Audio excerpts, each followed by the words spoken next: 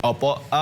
Colonel, kumusta at ano ho yung assessment po ninyo kung natutukan po ninyo itong impeachment trial kay Vice President Sara Duterte, yung witness mula po sa COA ay iprinisenta ng prosekusyon patungkol nga dito sa umano'y maling paggamit ng Confi funds. Ano bang masasabi po ninyo?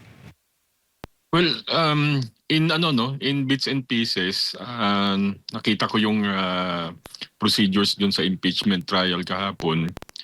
If you would analyze, especially kung gagamitin mong reference yung sinasabing joint memo circular for the proper uh, disposition no or processing ng mga confidential or intelligence funds, makikita naman natin na compliant ang OVP.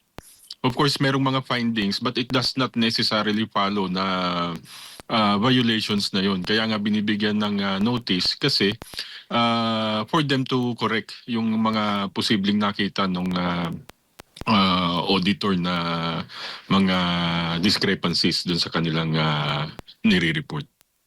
Opo. Bilang dating opisyal po ng pulisya, Colonel, papaano ho ba ninyo para sa kaalaman na rin ng ating mga kababayan ginagamit noon yung confidential funds na ito? Well, dalawang klase kasi yan no? When you talk of confidential funds, ito usually yung mga pondo na binibigay sa mga civilian agencies ng government. For example, mga LGU, meron yan. Sa military or sa uniform services naman, sa PNP, sa AFP, ito yung tinatawag na intelligence funds. Almost the same, may similarity sila. Pero ito usually, ginagamit kasi ito sa maraming bagay. Like for example, information gathering, itong tinatawag natin na pag-address ng mga criminal organizations, terrorist activities, basta pertaining to national security. Yan usually yung pinagagamitan yan. Ginagamit din yan para sa pagbibigay ng reward system dun sa mga informants natin. Very critical ang role pagdating sa intelligence gathering. Opo. At paano po ninyo nababalansin noon, Colonel, ang lehitimong operasyon ng laban po sa mga kriminal at doon naman sa sinasabing dapat maiwasan yung maling paggamit, yung maabuso, Colonel, yung pondo nga nito? Yun nga po, no? Banggitin ko ulit, yung pong joint memo circular, doon po yung gumagabay. Yun yung sinusundan natin for the proper liquidation nitong mga intelligence funds na binibigay sa atin. Meron po dong mga specific na guidelines. Hindi lang po ako masyadong privy doon sa mga exact provisions, pero nabasa ko po yun at yun po yung pinagbabasihan natin. So, kung ang magiging question po is yung proseso ng paggamit ng pondo, meron po tayong sinusunod, which is ito nga po, itong memo circular na 2015-01. Sakop po niyan ang DND, Department of National Defense, ang DILG, tapos yung mga operating units po ng AFP at saka ng PNP. As far as sa ground naman po, o yung tinatawag natin na dun sa ground operations, usually po kasi pagka ganyang utilization ng mga intelligence funds, talaga pong kadalasan cash basis yan eh. Ganyan po ang transaction sa baba. Precisely because unang-una, ayaw po natin na magkaroon ng trail for the purpose ng security ng ating mga operatives, yung mga ating pong mga ahente, at the same time, yun din pong mga informante natin. Opo, opo. Pero sa paliwanag po ng witness na si Attorney Roderick Cuamil, Colonel, ang sabi niya, hindi daw pinahihintulutan o disallowed sa ilalim po ng COA Joint Circular Number 2015, yung nabanggit po niyo, -01, ang pagbili na mga karaniwang bagay tulad ng gamot at pagkain, dahil nabanggit po niya ito, na karaniwan pong ginagamit ang confidential funds, at ang naturang pondo umano ay eksklusibo lamang dapat para sa intelligence gathering at operasyong panseguridad. At sinabi rin po niya na idiniklara ng OVP na ang mga gamot na ito ay ginamit bilang rewards o pabuya. Ngunit walang isinumiting sapat na dokumento daw. Ano mong reaksyon po ninyo doon, Colonel? Regarding dun sa ano no in-kind na paggamit, like yung binili ng gamot or things like that. Minsan kasi sa intelligence operations, hindi naman necessarily monetary reward yung binibigay eh. At times depende kasi sa magiging sa magiging arrangement mo dun sa iyong informant. Hindi naman lahat ng diyan is hihingi ng hihingi ng monetary consideration. It may be assistance or reward in the form ng in kind. Ito mahirap natin kasi ipaliwanag dun sa sa mga hindi na-expose dun sa ganitong klaseng operations kasi iba yung yung complexity ng working on the ground, yung kayo yung nag-ooperate mismo kasi for in my case kasi we work on the ground. I was once head ng isang intelligence team under a regional intelligence office. Hindi ko na lang banggitin kung saan. Pero yun nga yung sinasabi ko kasi you touch base. So maraming mga forms ng reward system o yung pagko-compliment mo dun sa mga informants mo. And ano nga yung the second question? Opo, kasi sinabi, baga tungkol po doon sa mga questionabling resibo, wala pong sapat na dokumentong magpapatunay na yung ng confidential funds, so yung pondong ginamit ay binili nga doon sa gamot at pagkain para nga dyan, Colonel. Precisely, yun nga po yung sinasabi natin na hindi po lahat kasi naman is kailangan. Meron din naman kasing provision po doon sa joint memo circular na hindi naman lahat kailangan i-disclose mo. Kasi nga po we're talking of this is a very complex operations. So number one po dito, tantamount dito is yung safety and security ng mga personalities or operatives and informants involved. Kaya yung pong sinasabi na detalyadong receipts and things like that, hindi naman po nakasaad din naman po doon sa joint memo circular na meron din naman po mga exceptions. Opo, opo. Bago ko lang ipasa kay Partner Admar, ano ho yung magiging reaksyon po ninyo doon sa binitawan po ni Wamil na sa kanyang pahayag na sabi niya, hindi naman po siguro confidential kung ang pagbibilhan mo ay drugstores. Kasi ang confidential po mismo, yung paggagamitan, hindi yung pinagbibilhan. Magkaibang bagay po kasi yon. Tama po. Pero like as I was saying kanina, no, yung complexity po ng operation sa ground ayaw po kasi natin as much as possible na nagkakaroon ng trail. Not for purposes ng evasion ng ng accountability. Ang purpose po natin kasi, kaya we are as much as possible, we're trying to avoid yung paper trail is precisely because pinoproteksyonan po natin yung ating mga assets, yung ating mga informants. And these documents, pag ito po napunta sa mga kamay ng kalaban ng Estado, nabubuo na po. Kasi sa ano po kasi sa intelligence, meron po tayong tinatawag na raw information po yan, makutanggap nyo una, ipoprocess po yan, dadaan po yan sa production. Ang mga kalaban po na Estado, nagpa-practice din po ng tinatawag natin na intelligence cycle.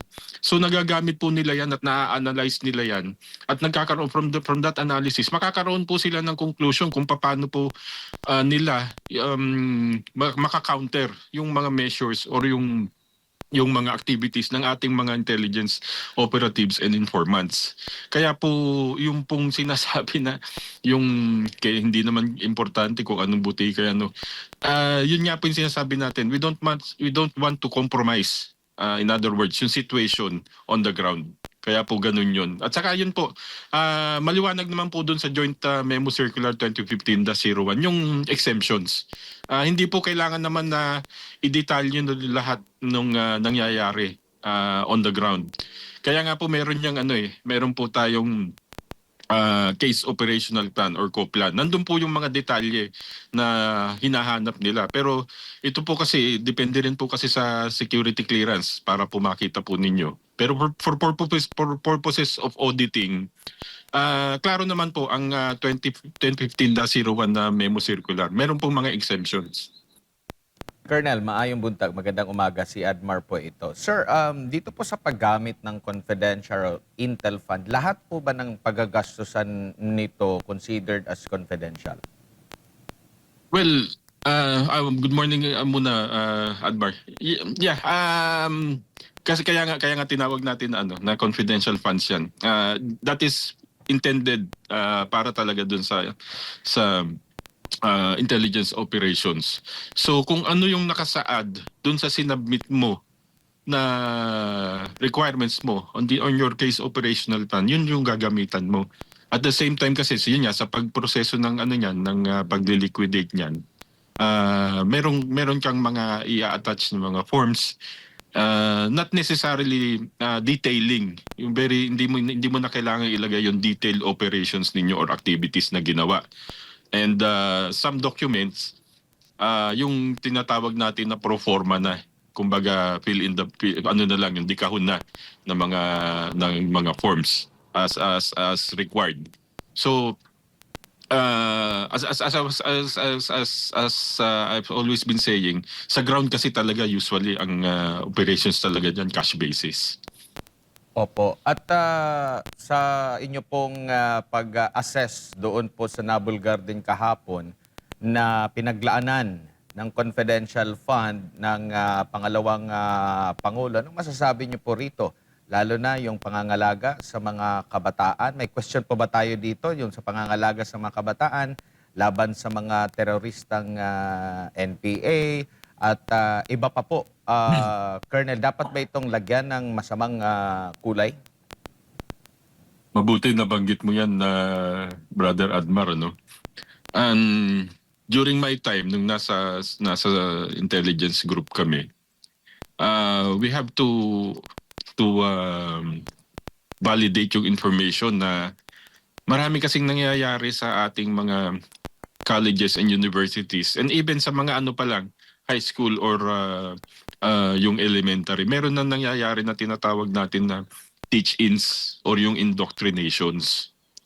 Tama lang na parte dun sa nakita natin na pinaglaanan ng pondo at ng panahon ng ating DepEd Secretary at that time na si VP Duterte, na dapat talagang ma-monitor natin kasi this is part of the sa ginagawang radicalization ng mga CPP, NPA, NDF. On the ground, sinisimulan na nila yan as early as elementary, tapos pagdating ng high school. Mas pronounced na pagdating sa college kasi you have these student organizations and marami silang mga activities outside of the school na nagagawa na in the form of school activities. Nakatago yun doon, pero ang nangyayari is exposure na ng mga kabataan. Yun na yun sinasabi natin na unti-unti na silang after the indoctrination ini-expose sila. Pinapakita sa kanila yung what's going on sa ground, yung mga social ills ng society para ma-radicalize. So tama lang talaga na there should be a program para ma-counter itong mga ganitong klaseng operations nung ating mga kalaban ng Estado. Opo. Colonel, sa tagal nyo rin po sa serbisyo, sa tagal nyo rin po dito sa nakaka-relate kayo sa paggamit ng confidential at intel fund, yung sa pag-audit po ba, kung pagbabasehan natin yung naging trial po no, nitong mga nakalipas na araw po, napapansin nyo ba or inyo po bang napupuna na talagang sinisingle out lang ang pangalawang pangulo at sasabihin mo na saglit lang, nangyayari din naman ito sa ibang mga ahensya ng gobyerno, binibigyan sila ng sapat na panahon, hindi naman direkta na i-conclude sa isang audit lang, sa isang tingin lamang, yan na talaga yung pinaka-final. Wala din namang na-establish din ata na yung hindi na-liquidate ay napunta sa bulsa ng pangalawang pangulo. Colonel. Tama po, no? Yung pong mga yung pong sinasabi na proseso ng pag-liquidate na ibulsa or whatever. Napakadali pong mag-akusa eh. Unang-una, ang naging conflict na po doon sa statement nung ating witness kahapon was that nagsalita siya na it's only the office of the vice president na meron daw now na merong confidential funds, when in fact meron din pala yung previous VP during yung term ni Vice President Jejomar Binay, meron din palang confidential funds pero sabi niya wala. Secondly, nakita naman natin public record yan, yung I think it was almost 4 billion confidential and intelligence funds ng Office of the President. Question is, bakit parang nakatutok tayo doon sa isang opisina lamang na napakaraming gumagamit ng confidential funds sa kanilang mga agency, pero it's only the Office of the Vice President which is being singled out. Dapat hindi selective yung ating ginagawang pag-iimbestiga. Dapat kung sinasabi natin na merong misuse ng confidential funds on the Office of the Vice President, well, of course, dapat tignan din natin yung ibang agencies or government offices na meron ding mga confidential funds. Especially itong Office of the President, malaki ito, 4 billion. So dapat tinitingnan din nila yon para maniniwala tayo at makukumbinsi nila ang taong bayan na ang ginagawa natin talaga is for transparency and accountability. Hindi yung nagkakaroon tayo ng tinatawag natin na political targeting. Meron tayong tinitingnan at tinititigan.